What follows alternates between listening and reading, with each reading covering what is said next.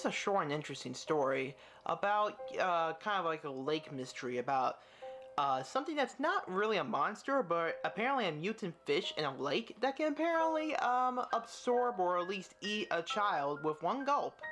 It's kind of like those weird kind of bizarre and supernatural stories you'd be telling a kid not to go outside at night, or they'll be eaten up by a demon or something, or whatever. I'm just speaking off the top of my head. You get what I'm saying. It sounds like one of those surreal kind of stories you tell your kids so they want to do something naughty. And in this story, it's pretty interesting. It's interesting to have the grandma in the story, tell them about the story of not going to swim on Sundays, which is obviously the title of the story, and it really comes into play near the end.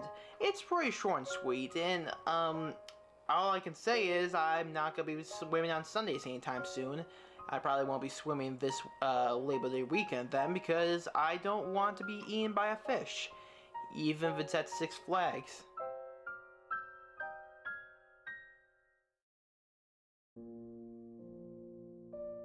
When I was 6 years old, my family had a nice house near a small lake.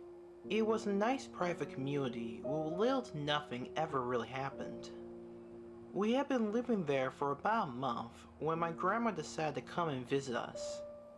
My little brother and I were out swimming and goofing around when we saw her car pull up the drive towards our house and raced to meet her. Grandma always had gifts when she came to visit. This time, she brought us fishing poles, but for days we couldn't go swimming.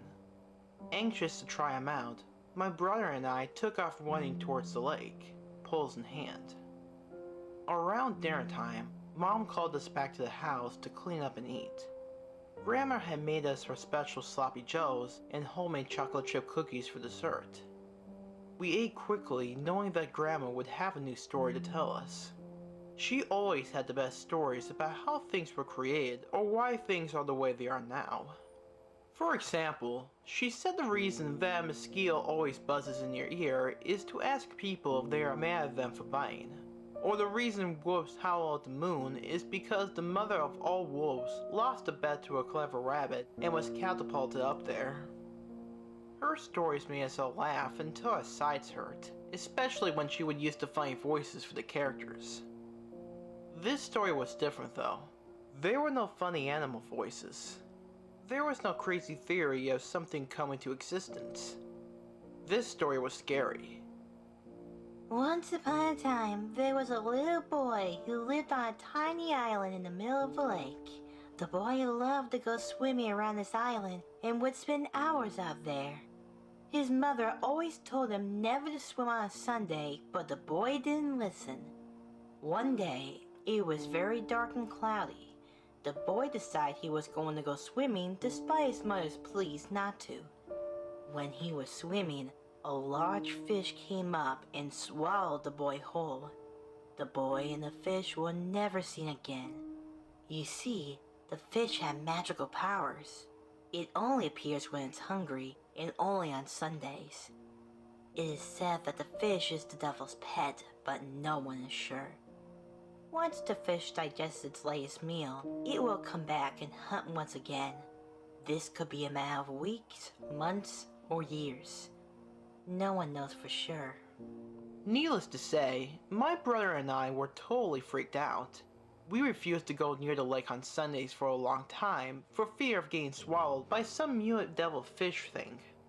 This made my mother happy because Sunday was supposed to be family day. That was when everything went terribly wrong. You see, my dad smoked in the house a lot, especially when he was working on a home improvement project. One afternoon, he was applying lacquer to the back deck when his cigarette fell out of his mouth and into the pail of flammable liquid. The deck was covered in flames, which spread to the house quickly. We all went running out towards the beach to escape the fire as we watched our home burn to the ground. As we were watching, I noticed my shirt was on fire. Panic set in, and I sprinted toward the water. I dove in without thinking, and instantly felt the cool water kill the flame. It was then that I hear what my little brother was screaming. Don't swim on Sundays! That was the last time I saw my family.